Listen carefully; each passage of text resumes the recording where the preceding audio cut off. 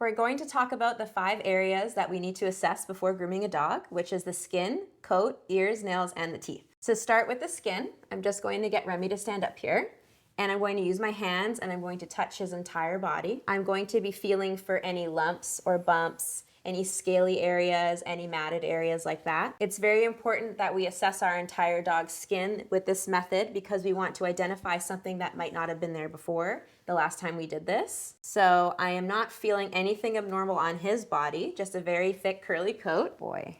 So now we want to assess his coat, and I'm going to be doing that with my hands and with my grooming tool, which is going to be my brush. I'm going to run my fingers through his coat. It's very thick, it's very curly.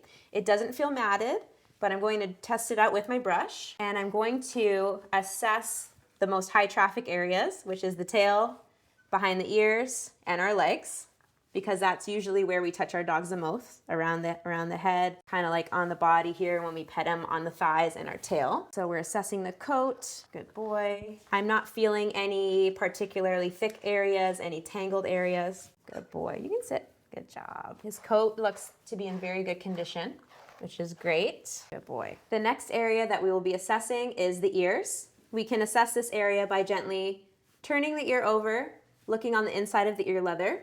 You can see Remy has very thick hair on the inside of his ears with a lot of growth in the ear canal. So what that tells me is that I need to definitely clean his ears and possibly remove some of this thick hair growing inside of his ears. I don't see any redness. There's no strong odor coming from his ears, and there's no scaling on the skin. So I know his ears are very healthy. Good boy. The next area we will be assessing is the nails. So I can pick his paw up, I can push the hair back, and we can see that he does have some growth on his nails.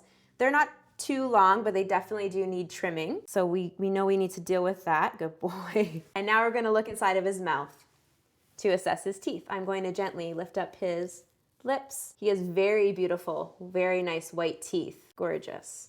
They still do need maintenance to help keep them this way. If the dog allows, I will gently stretch out the lips to look at the molars in the back.